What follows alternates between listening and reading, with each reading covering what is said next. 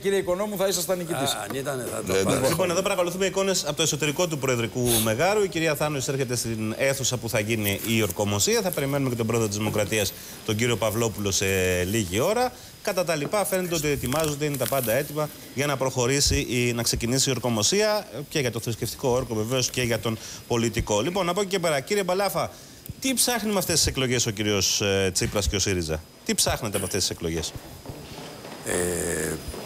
Με δεδομένο ότι ήταν αδύνατον να συνεχίσει μια κυβέρνηση να λειτουργεί ως κυβέρνηση σοβαρή, με δεδομένο ότι έχει αλλάξει το πλαίσιο και επομένως έχει αλλάξει έντονα το πλαίσιο, το πολιτικό μέσα στο οποίο πρέπει να κινηθείς από εδώ και πέρα, και με δεδομένο ότι για το πώς πρέπει να κινηθείς στο καινούριο πλαίσιο δεν υπήρχε πρόβλεψη, πρόνοια, δεν υπήρχε λαϊκή εντολή με βάση τις εκλογές του Ιανουαρίου.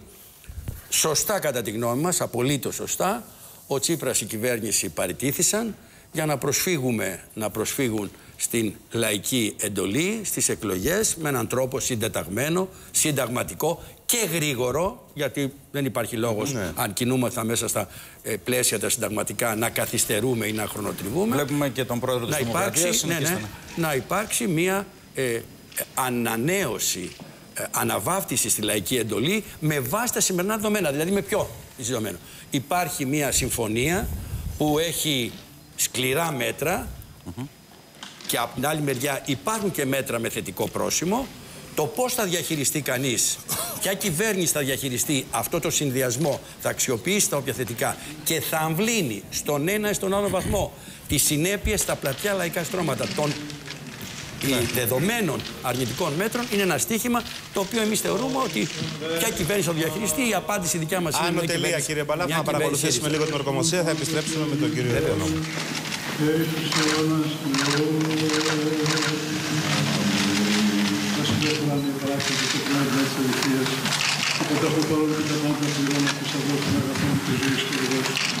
Συνθέκες και δώσουν εμείς και καθάρισουν εμάς από πάσης της μοίρας και σώσουν αγαθότητες της φράσης.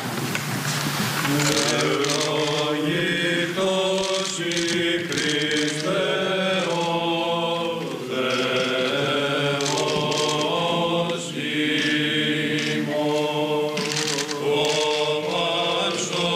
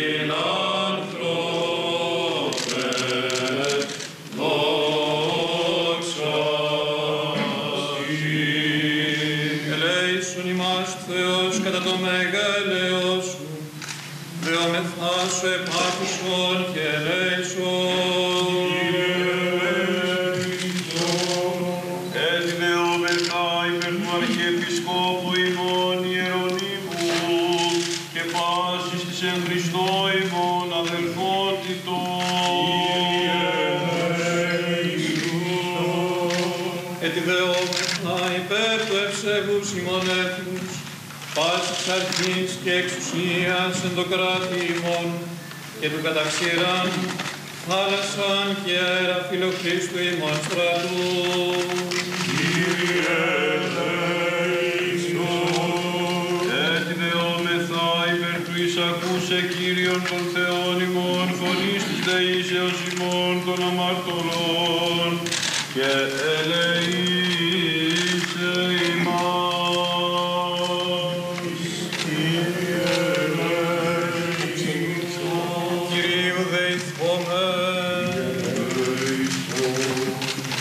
Κύριε Ιησού Χριστέ ο Θεός ημών, εξ Απόστολων και ελέος εξ Αγίου και του Κυρίου σου, και ενίσχυσον τους δούλους σου τούτους στην προκειμένη διακονία του λαού σου, την ακαλώς διακονήσαντες απολαύσωση του μισθού των πιστών και εφημείων των νόμων εν τη ημέρα της μεταφορέσεως του Χριστού. Ελεήμων γάρι και φιλάνθρωπος Θεός υπάρχεις, και εσύ τη δόξα να απέντονος εις τον αυτού σου Πατρί, τον Αγίο ήτεν αυτό και το Θεό σου πνεύματι, νίκαια και εις τους αιώνας του αιώνου.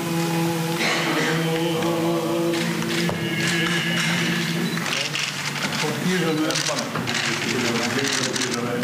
πόμονας της Αγίας και Μονοσχύρου των Διερέτης Λάδων, να τηρώ το Σύνταγμα και την νόμο. Και να υπηρετώ το γενικό σύστημα του Δόξα σε Θεός, ελπίς να δόξα πολύ δικαιωμένος όργανο των μεταφέρσεων στο κανάλι του πνεύμα, εξεγείως από την Αυτάς και Αποστόλου, Χριστός ελπινός Θεός μόνο, τες πρεσβείς Παναχάντου και Παναμόμαγες Εθνικός, δυνάμει του Τιμίου και του Θεού Σταυρού Προστασίας, των τιμίων επουρανίων και δυνάμεων σωμάτων και εσύ του Μη δόξου του Θεού του Προγρόμου, εγώ τους Κυριάνου του Μη δόξου του Παναθήμων Αποστόλου και πάνω του Μεσίου, λέησε και σώσει και φιλάνθρωπος του Δήμαρχος. Διευχών των Αγίων Πατέρων ημών, Κύριε Ιησού Χριστέ ο Θεός, ελέησον και σώσον ημάς.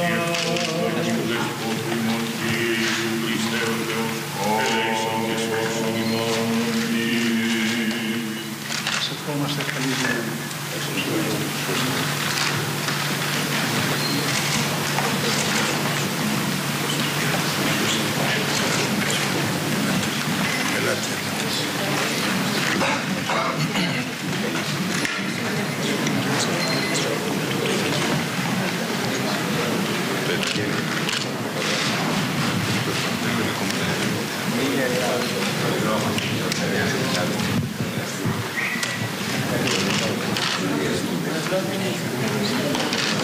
Λοιπόν, παρακολουθούμε τις... Κύριοι, είμαστε στον αέρα. Λοιπόν, παρακολουθούμε την ορκομοσία της νέας κυβέρνησης, της υπηρεσιακής κυβέρνησης στο Προεδρικό Μέγαρο. Κύριε Μπαλάφα, πριν δώσουμε το λόγο στον κύριο Οικονόμου, τελικά η κυβέρνηση πρώτη φορά αριστεράς έπεσε από την αριστερά. Κοιτάξτε, υπάρχει και μια τέτοια διάσταση ότι υπήρξε εκ των έσω μια μεγάλη αμφισβήτηση και ένα μεγάλο τραύμα. Όμως και η εύλογη, εγώ λέω, και αναμενόμενη στάση, επαναλαμβάνω, αναμενόμενη στάση από ένα σημείο και μετά των κομμάτων της αντιπολίτευσης, σε συνδυασμό με αυτό που είπατε εσείς, οδήγησαν τα πράγματα στην ανάγκη ανανέωσης, ανανεωμένης λαϊκής εντολής. Και επαναλαμβάνω, λέω, εύλογη η στάση της αντιπολιτεύσεως, γιατί εγώ θεωρώ ότι στο διάστημα μετά το δημοψήφισμα, από τη διάσκεψη αρχηγών, το κοινό ανακοινωθέν και τη στήριξη στη συμφωνία, θεωρώ ότι οι ενέργειες αυτές από τη μεριά των κομμάτων της αντιπολίτευσης ήταν, κατά τη γνώμη μου, θετικές ενέργειες. Θετικές για εσάς. Θετικές για την κυβέρνηση. Θετικές για την πατρίδα, κατά τη γνώμη μου. Μάλιστα. Λοιπόν, υπογράφει ο κύριος γιατί θεωρώ και ότι και η κίνηση που έκαναν τα κόμματα της αντιπολιτεύσεως και η αξιωματική αντιπολίτευση σε σχέση με τη συμφωνία δεν τα κάνανε σε βάρος της ιδεολογίας τους, της άποψής τους, του ευρωπαϊκού τους προσανατολισμού κλπ. Το κάνανε συμβατά με τον ευρωπαϊκό τους προσανατολισμό. Θέλω να πω δηλαδή ότι σε κάποια ζητήματα μπορεί να μην βρίσκεις, σε κάποια ζητήματα μείζωνα, εγώ λέω, μπορεί να μην βρεις κοινό τόπο, αλλά όπου μπορεί να βρεθεί και είναι αναγκαίος κοινός τόπος, γιατί όχι. Κύριε Οικονόμου. Το βλέπουμε και εσύ τις υπογραφές που κάνει η κυρία Θάνου. Θες να περιγράψεις? Μπορώ να μιλάω? Ναι. Βεβαίως. Όταν πριν από 1,5-2 μήνες κάναμε τις συζητήσεις εδώ και είχα κάνει την πρόβλεψη περί εκλογών και δημοψηφίσματος, δεν είναι γιατί θέλω να δρέψω Δάφνης προφήτη. Απλά προσπαθούσα να κάνω ερμηνεία και ανάλυση των ενεργειών και των λόγων του κύριου Τσίπρα και νομίζω ότι καλά τον καταλάβαινα όταν έβλεπα ότι οδηγούταν σε καθαρό αδιέξοδο λόγω της κακής έκβασης της διαπραγμάτευσης όπως εξελίχθηκε. Και αυτή η κακή έκβαση είχε ως αποτέλεσμα μια κακή συμφωνία, το κακό τρίτο μνημόνιο, με τις βάσταχτα μέτρα. Όπου εκεί ο κύριος Τσίπρας, νομίζω, βλέποντας μόνο το κομματικό του συμφέρον, προσπαθεί να δραπετεύσει από τις ευθύνες και να τις μοιράσει σε όλο τον κόσμο ξανά. Οδηγεί τη χώρα σε τρίτη κάλπη μέσα σε 8 μήνες. Αυτή η συμπεριφορά, νομίζω, δεν είναι καλή συμπεριφορά για την πατρίδα μας. Είναι μια κοντόφθαλμη πολιτική συμπεριφορά και είναι μια παλιού τύπου λειτουργία. Να γλιτώσω από το κόστος, να προλάβω το κόστος. Έχω κάνει κακούς χειρισμούς, ακούω συνέχεια περί λαθών. Ο ίδιος ήταν απολογητικός προχθές, μίλησε ότι έχουν γίνει τα λάθη, ξαναγίναν τα λάθη, αλλά όμως πρέπει να γνωρίζει και ο ίδιος ότι τα λάθη ενίοτε πληρώνονται. Δηλαδή δεν μπορεί να μην υπάρχει η πληρωμή του λάθους όταν μάλιστα μιλάμε για τον πρωθυπουργό της χώρας. Ο λαός θα αποφασίσει πάντως. Σαφέστατα. Όμως πραγματικά το να ζητήσω και να εκλιπαρίσω την άλλη μια ευκαιρία παρόλα τα λάθη θα είχε μια αξία και ένα νόημα όταν νουθετείς το παιδί σου, ένα νέο παιδί, ένα μικρό παιδί. Αλλά για τον πρωθυπουργό της χώρας νομίζω ότι πρέπει να είμαστε λίγο πιο αυστηροί. Ναι, όχι γιατί θέλουμε να είμαστε άδικοι. Μισό λεπτό. Όχι γιατί θέλουμε να είμαστε άδικοι. Όπως λέμε η Μαράκης, ή θέλει μια δεύτερη ευκαιρία? Όχι γιατί θα είμαστε άδικοι μαζί του, γιατί πρέπει να είμαστε δίκαιοι μαζί του. Όποιος κάνει τόσο μεγάλα λάθη στη διαπραγμάτευση, λάθη στην επιλογή προσώπων και συνεργατών, λάθη σε ένα λογαριασμό που θα έρθει τελικά στον καθένα μας, λέω για το τρίτο μνημόνιο, πρέπει να πληρώσει. Αυτό λέμε εμείς. Αυτός παραιτήθηκε και πάει σε εκλογές. Άρα ορθώς παραιτήθηκε. Έφυγε και πάει σε εκλογές. Προσέχτε. Είναι έτσι ή όχι? Προσέχτε. Η εξέλιξη των πραγμάτων και της ιστορίας ίσως είναι λυτρωτική και νομίζω θα είναι λυτρωτική για όλους μας. Δίνεται η ευκαιρία στο ελληνικό λαό σήμερα να μπορέσει να αποδώσει τα του Κέσσαρη το Κέσσαρη. Άρα λοιπόν δίνεται η ευκαιρία ο ελληνικός λαός, παρόλο που τον έχουμε ζητήσει τη γνώμη επανειλημμένος και συνέχεια, κατοντώντας γραφικότητα τη χώρα μας ως μια παραδοξότητα στο ευρωπαϊκό κεκτημένο, ανά 3 και 4 μήνες εκλογές, ενώ έχουμε πει 4 χρόνια βάσει του συντάγματος και των νόμων και βάσει της ευρωπαϊκής λογικής ότι δεν κάνουμε 3-4 μήνες, κάθε 3-4 μήνες εκλογές. Εδώ δίνεται η ευκαιρία στον ελληνικό λαό, έστω κατά υπέρβαση, να τοποθετηθεί. Εγώ πιστεύω ότι οι Έλληνες πολίτες, οι συμπολίτες μας, θα αξιολογήσουν, θα συγκρίνουν και νομίζω ότι ειδικά ο κόσμος του κέντρου και ο κόσμος που από τη Νέα Δημοκρατία προσπάθησε, ακούγοντας ένα προεκλογικό λόγο τον Ιανουάριο του 2015, κατάργηση του έμφυα, παροχές και όλο αυτό το πακέτο το οποίο τελικά δεν επιβεβαιώθηκε. Εγώ δεν θα πω για ψέματα, εγώ θα πω ότι δεν επιβεβαιώθηκε τουλάχιστον και εκ των πραγμάτων πάει και πολύ πιο αρνητικά μέσω του τρίτου μνημονίου. Νομίζω ότι αυτοί οι άνθρωποι που είναι πάρα πολλοί θα επανατοποθετηθούν και με τη δικιά τους ψήφο θα κάνουν τη μεγάλη ανατροπή. Θα οδηγήσουν τη Νέα Δημοκρατία. Πάμε σε ένα σύντομο διαφημιστικό διάλειμμα και επιστρέφουμε με τον κύριο Μπαλάφα και τον κύριο Οικονόμου.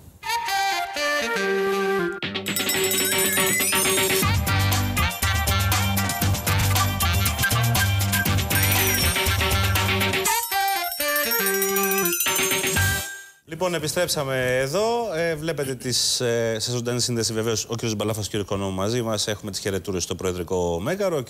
Παυλόπουλος και η κυρία Θάνου χαιρετούν τους νέους υπουργούς. Και λοιπόν, με είδηση. Πέστε. Ποια είναι η είδηση?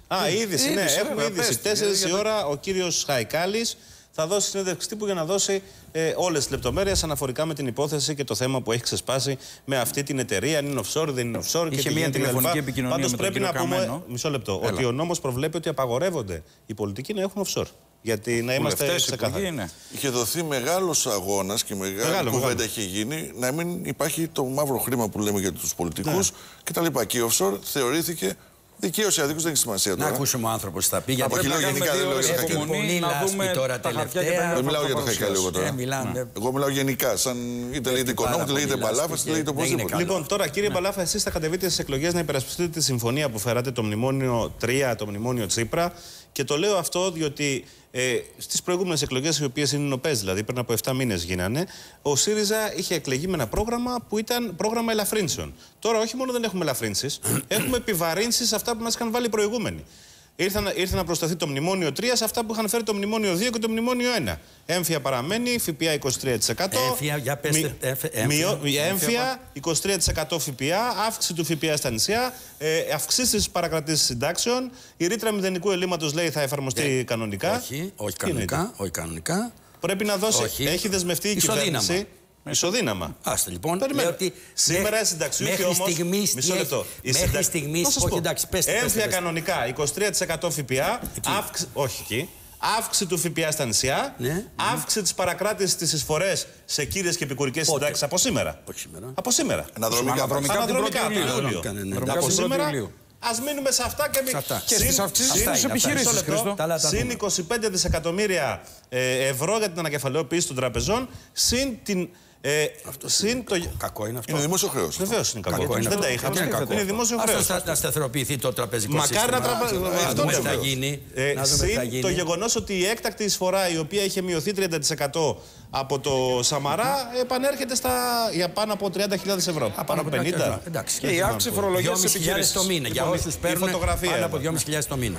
Καλά, δεν κάνουν και τίποτα κακό αυτοί που παίρνουν 2.500. Άρα όλα αυτά θα υπερασπιστείτε που σας είπα. Προσπαθώ να μείνουμε σε αυτά που είναι και όχι σε αυτά που λένε ορισμένοι. Διότι δεν χρειάζεται κανενός είδους ωρεοποίηση, αλλά δεν χρειάζεται κανενός είδους καταστροφολογία για ορισμένα πράγματα. Προφανώς. Το μόνο ουσιαστικό μέχρι αυτή τη στιγμή, κατά τη γνώμη μου, είναι το 23% στην εστίαση και με τα νησιά που είπατε επίσης, στο οποίο πραγματικά είναι θέμα, το ξέρουμε και σας διαβεβαιώ ότι θα κάνουμε ό,τι μπορούμε το επόμενο, το μεθεπόμενο διάστημα, σταδιακά αυτό να μειωθεί. Λοιπόν, πώς προσερχόμαστε στις εκλογές, αυτό ρώτησε ο κύριος Κούτρας, έτσι δεν είναι? Ναι.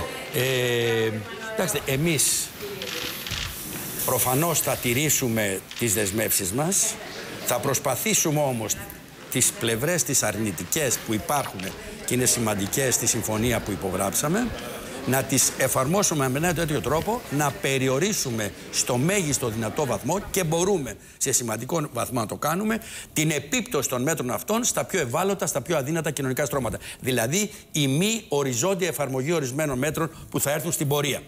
Ταυτόχρονα θα προσπαθήσουμε να εξαντλήσουμε τα περιθώρια των ισοδύναμων μέτρων. Το ΦΠΑ είναι οριζόντιο μέτρο. Παρακαλώ. Ο ΦΠΑ είναι οριζόντιο μέτρο. Μα και τον ΦΠΑ μπορούμε να τον κάνουμε διαφορετικό. Καταρχήν τον ΦΠΑ να μην γίνει καμιά παρεξήγηση.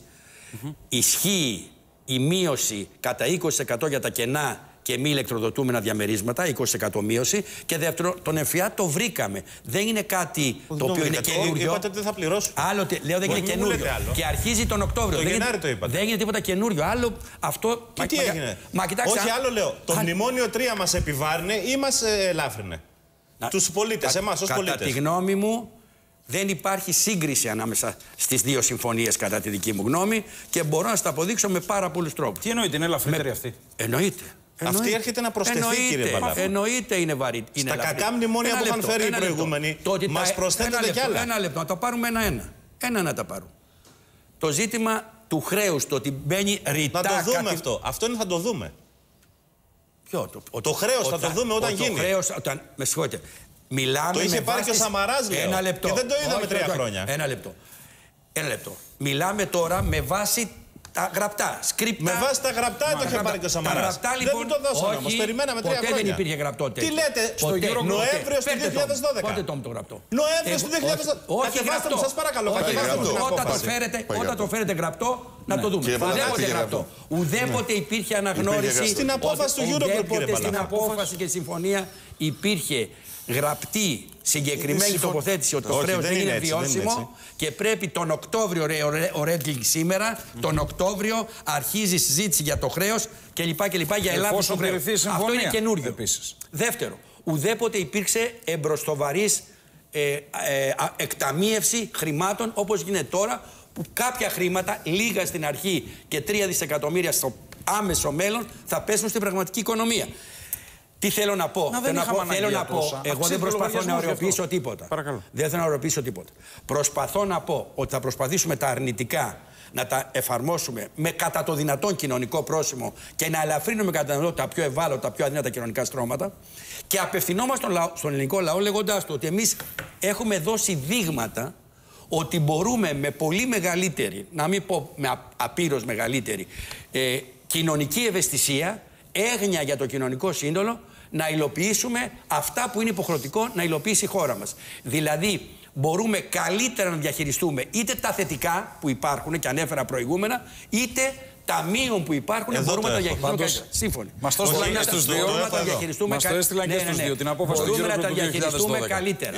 Μπορούμε λοιπόν να διαχειριστούμε καλύτερα την κατάσταση που έχουμε μπροστά μας.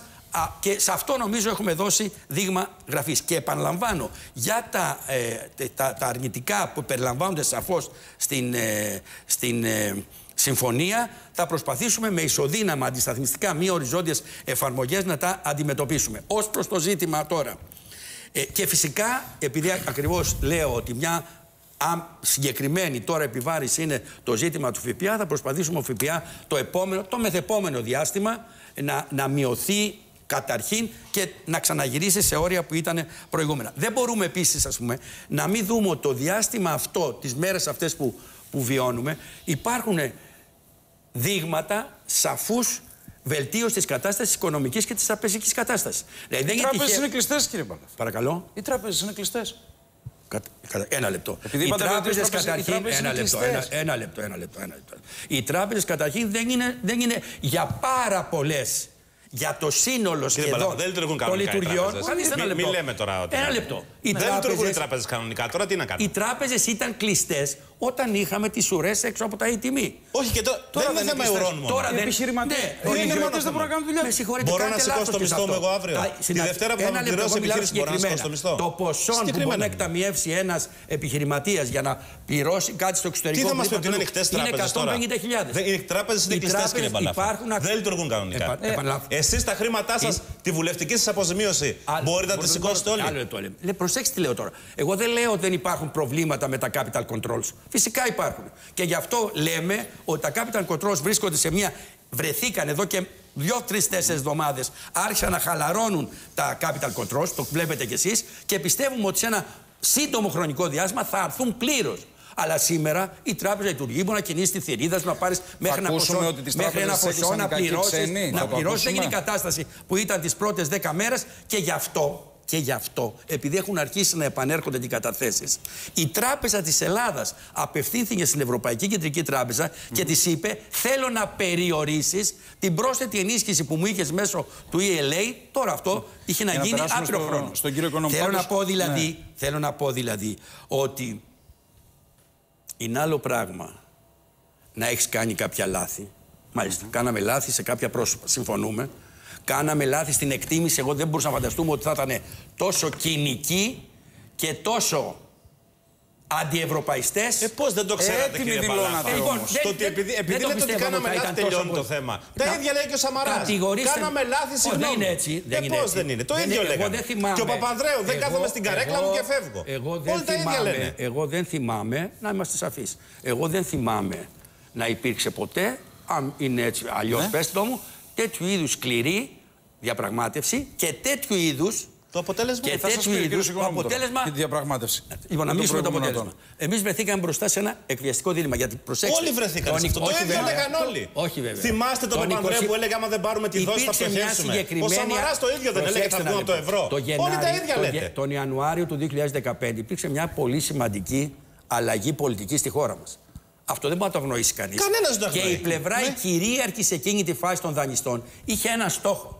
Να μας διώξει από το ευρώ. Το Σαμαρά το θυμάσαι το καλοκαίρι του 2012. Το ίδιο πράγμα δεν είναι. Εσείς πιστεύετε, εσείς θυμάστε, εδώ είναι πρόσφατα γεγονότα. Ο ελληνικός λαός είδε τον ίδιο τρόπο, πρώτον, αντιμετώπιση της μιας κυβέρνησης με την άλλη, πρώτον, και δεύτερον, τέτοια διαπραγμάτευση και γίνει άλλη φορά. Εγώ θυμάμαι ότι παίρνανε. Η διαπραγμάτευση του Βαρουφάκη είναι επιτυχημένη. Ένα λεπτό. Μιλάμε τώρα γενικά. Ήταν το κεντρικό πρόσωπο της διαπραγμάτευσης 6 μήνες. Εγώ θυμάμαι, μπορώ να κάνω λάθος. Εγώ θυμάμαι ότι πέραν ένα ραβασάκι.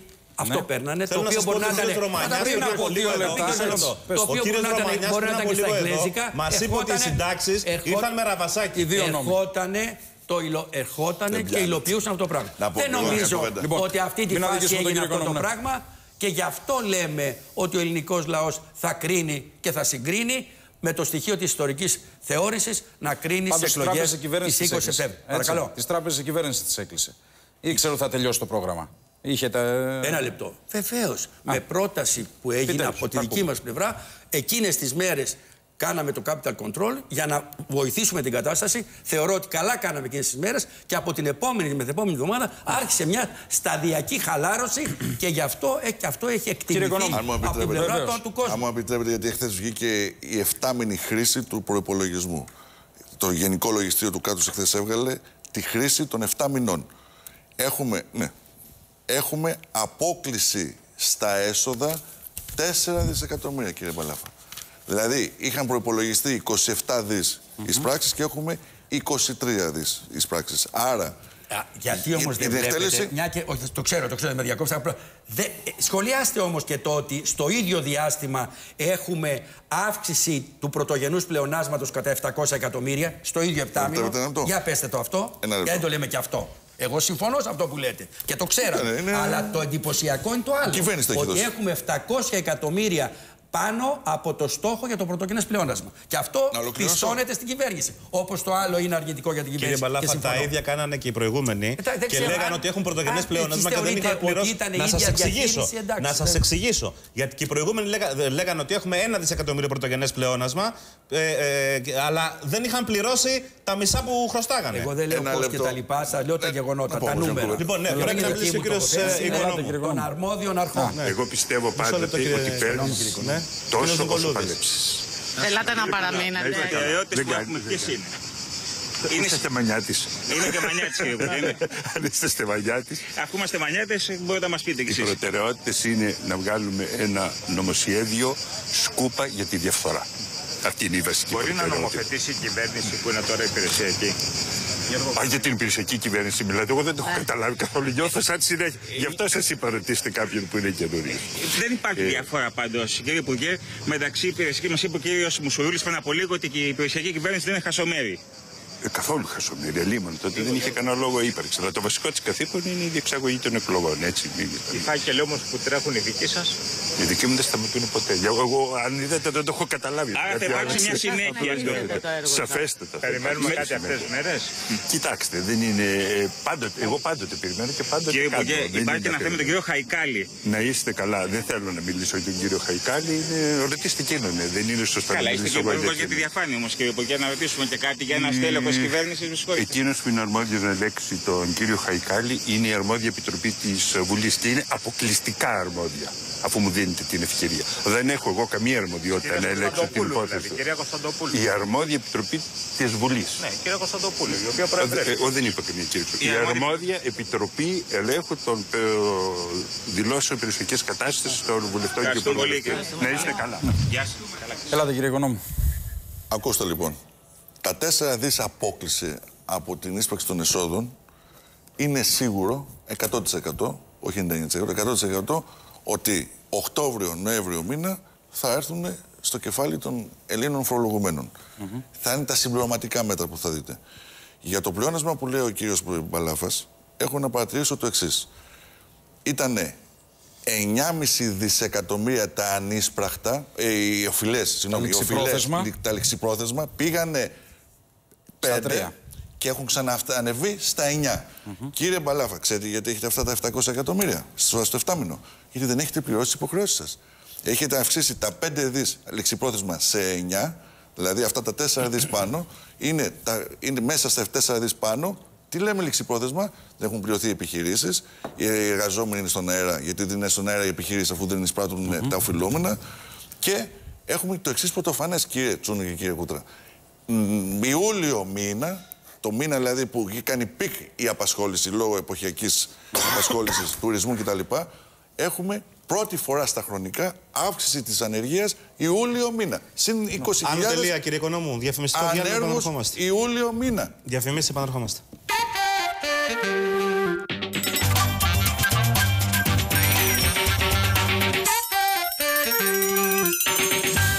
Λοιπόν, επιστρέψαμε για δηλώσει κυρία Πρωτοψάλτη. Τώρα, κύριε Οικονόμου, να ολοκληρώσετε γιατί πρέπει να κλείσουμε. Αν μου επιτρέπετε, λοιπόν, αυτή η αύξηση του ληξιπρόθεσμου, δηλαδή στο να μην πληρωθεί η αγορά, οι επιχειρήσεις και κατά επέκταση να κινδυνεύουν χιλιάδες θέσεις εργασίας από τη συμπεριφορά. Εσείς τι θα κάνετε, κύριε Οικονόμου, αυτό μας ενδιαφέρει τώρα. Δεν είναι κατανοητή, να ξέρετε κάτι, κύριε Κούτρα. Αν συζητήσει με ένα κλασικό μέσο τέλεχος του ΣΥΡΙΖΑ, δεν έχει στην οπτική του ούτε κατά το μία μοίρα το τι κάνει ο ιδιωτικός τομέας, τι κάνουν οι επιχειρήσεις, τι κάνουν οι εργαζόμενοι, οι χιλιάδες εργαζόμενοι σε αυτό το χώρο. Δηλαδή, το να αυξάνουν τα ληξιπρόθεσμα εκεί, το να μην πληρώνουν δηλαδή την εταιρεία, τον φαρμακοποιό, τον κάθε έναν ο οποίος συναλλάσσεται με το δημόσιο και να τον αφήνω στο έλεος, αυτό δηλώνει και το DNA του. Θα μειώσει φόρους η Νέα Δημοκρατία αν βγει πρωτοκόμμα, ναι ή όχι? Η και Νέα Δημοκρατία. Δηλαδή? Πού θα βρείτε τα λεφτά τώρα? Έχει αντιστραφεί το ερώτημα. Ακούστε. Εδώ λοιπόν είναι το εξής. Η Νέα Δημοκρατία, κατά την άποψή μου, και χαίρομαι πάρα πολύ που βλέπω αυτό το μετρημένο, μεστό και μετριοπαθή λόγο του Βαγγέλη Μεμαράκη, δεν θα πλειοδοτήσει σε υποσχέσεις και σε ρουσφετολογική, πελατειακή πολιτική σε αυτές τις εκλογές. Τι λέει ο Βαγγέλης Μημαράκης και η Νέα Δημοκρατία με τρόπο πολύ σεμνό και πολύ μετρημένο. Και να κλείσουμε με αυτό. Ότι εγώ τα 3 χρόνια, αν μπει ο Μημαράκης πρωθυπουργός και μπει μπροστά η Νέα Δημοκρατία και πάρει την ευθύνη με μια σοβαρότητα και σταθερότητα και στιβαρότητα, τα 3 χρόνια καταρχάς του μνημονίου που έχει υπογράψει ο Τσίπρας και έχει φέρει ο Τσίπρας θα τα κάνω 2,5, 2, 1,5, όσο μπορώ καλύτερα. Γιατί θα προσπαθήσω να βελτιώσω τους δείκτες της ανάπτυξης, πράγμα το οποίο είχε δρομολογηθεί ήδη για το 2015 και από το 2014 το τέλος. Αυτό λοιπόν τι σημαίνει? Σου δίνει ένα περιθώριο, κύριε Μπαλάφα, να μπορέσεις με τα ισοδύναμα που θα βρεις στην πραγματική οικονομία όμως, όχι στα λόγια, στην πραγματική οικονομία, να μπορέσεις να πετύχεις αυτό που είχες κάνει στην εστίαση. Δηλαδή το 23 που το έκανε 13. Θα μπορούσε να το ξαναπετύχει. Τελειώσαμε. Περιμένει η κυρία Βίδου, παρακαλώ. Τι βλέπετε? Λοιπόν, σας ευχαριστούμε πάρα πολύ και τους δύο. Σήμερα το βράδυ στο κεντρικό δελτίο ειδήσεων του Sky παρουσιάζεται. Είναι έτοιμος να διαμαρτυρηθεί ο κύριος Μπαλάφας, αλλά. Όχι, δεν θα διαμαρτυρηθώ. Απλώς θυμάμαι ότι όταν ήμουν αντιπολίτευση, πάντα απαντούσε στο τέλος ο κυβερνητικός. Ναι, απλώς εδώ η διαφορά είναι ότι ο κύριος Οικονόμου έχει μιλήσει συνολικά 3 λεπτά και σε έχετε μιλήσει 10 λεπτά. Δεν θα έλεγα τίποτα. Γιατί δεν θέλω να αφήνω τίποτα να πέφτει. Εγώ δεν μπορώ να μιλήσω για πολλά, ούτε το μισό χρόνο του δεν έχω μιλήσει. Δεν είπα τέτοιο πράγμα. Επειδή το είπα και μπορεί να μείνουν τηλεθεατές με λανθασμένη εντύπωση. Καλό αγώνα να έχετε, θα τα ξαναπούμε το βράδυ όπως είπε ο Γιάννης. Στο κεντρικό δελτίο ειδήσεων του Sky, η πρώτη μεγάλη δημοσκόπηση για τις εκλογές, συνεργασία του Sky με το Πανεπιστήμιο Μακεδονίας Θράκης. Λοιπόν, θα παρουσιαστεί. Το βράδυ στις 9. Κεντρικό δελτίο ειδήσεων του Sky. Θα παρουσιαστεί εκεί η πρώτη μεγάλη κεντρική. Καλό Σαββατοκύριακο. Να είστε καλά. Γεια σας.